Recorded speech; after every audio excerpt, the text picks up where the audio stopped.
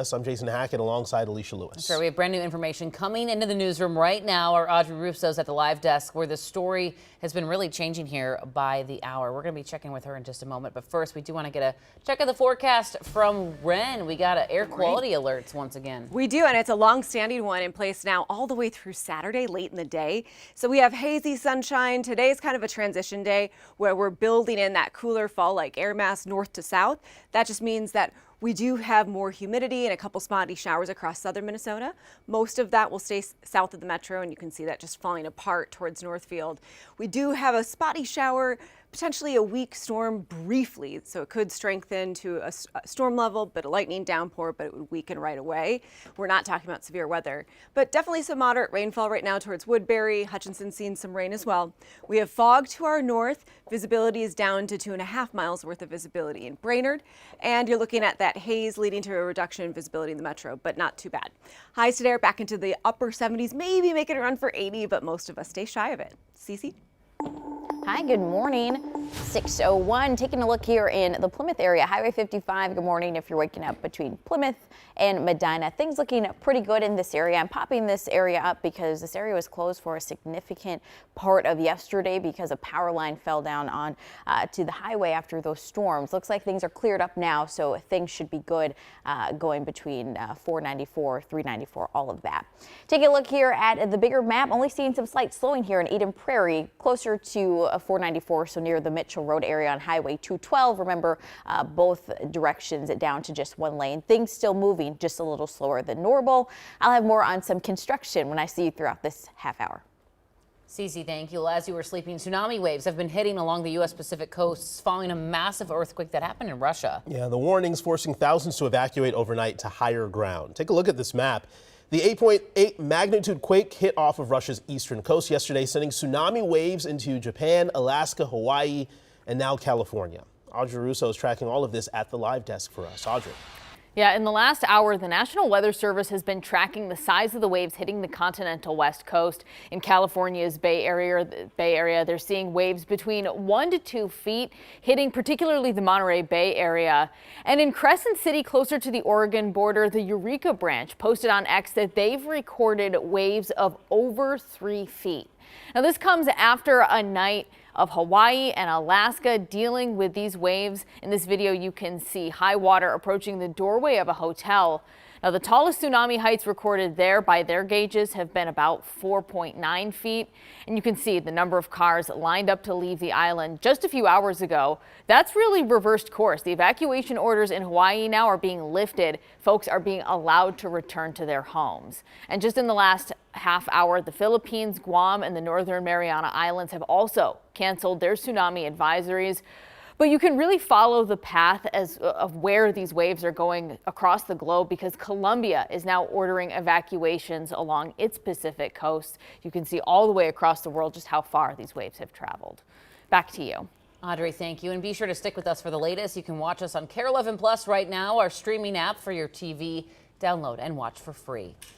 Well, the other big story that we are following right now, the city of St. Paul is under a state of emergency after a massive cyber attack as many city services shut down this morning. Officials describe the attack as sophisticated, dynamic, and ongoing. It's just a bizarre situation. They brought in the FBI and the National Guard to help them investigate. The attack was discovered Friday, and it impacts the city's internal systems. The mayor said crews then shut down other ones to prevent the hack from spreading, meaning that you can't pay certain bills online, libraries shut down computers and the internet, police evidence lockers won't open, and you have to pay cash at the impound lot to get your vehicle. However, 911 is still fully functional. One of the things that I've learned through our consultants that we've brought on board is how much more common these types of events are than any of us really know, but it's something that we have to kind of continue to address. It's unclear right now if residents' data is at risk, although the mayor says the city retains very little personal information. Araya Katene spoke with experts to get a closer look at the scope of this hack. Big questions are swirling around Minnesota's capital city They're in some trouble. after St. Paul leaders revealed they're working to stop a cyber attack several days after it began on Friday. They're in a situation where things got bad enough they chose to take down most of their critical infrastructure in order to keep the bad people from doing more bad things. That's the nuclear option. A cybersecurity expert with more than 2 decades of experience, Bryce Austin says time will tell just how extensive this attack is, how people will be impacted, and what the responsible party is after. Most of the time, these bad guys are after money. That's their goal, plain and simple. But that's not always the case. That was the case in several previous cyber attacks on major cities across the country, including in Atlanta, Dallas, and Columbus. It took several days for the city government here to finally admit that there was a cybersecurity attack. Lacey Crisp is a crime and public safety reporter in Columbus who covered the attack extensively and is still following the aftermath a year later. In total, about how many people would you say were affected by this? Hundreds of thousands. Anyone who visited the city of Columbus was impacted, whether you parked in the city of Columbus and used the app, whether you had visited City Hall and you'd scanned your driver's license. There were a handful of Columbus police officers who had money taken out of their bank accounts. Back at home, Austin says answers to the big questions could take anywhere from days to months. But in the meantime, there's no need to panic. We've got a lot of people trying to make this situation better. So Raya did reach out to officials with Ramsey County. They told her the county's systems were not affected and that the attack is specific to the city. Right now, Xcel Energy is making good progress on restoring power after storms this week. Just over 24 hours ago, as many as 150,000 people across the metro were without power. This morning, though, that number is down to about 6,000. Great work by crews out there. Check out this video from Sky 11, though, showing some of the downed power lines and uprooted trees.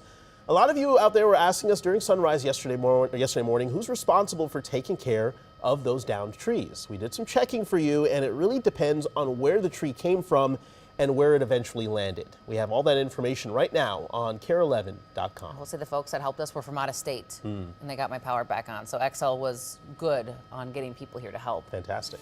Well, about 3 hours, a man will face a judge for the first time after officials found him wandering naked in the state capitol over the weekend. Dominic Peace was charged with burglary yesterday for entering a government building without consent. New charging documents say he was in the Senate chamber and was also seen rummaging through desks.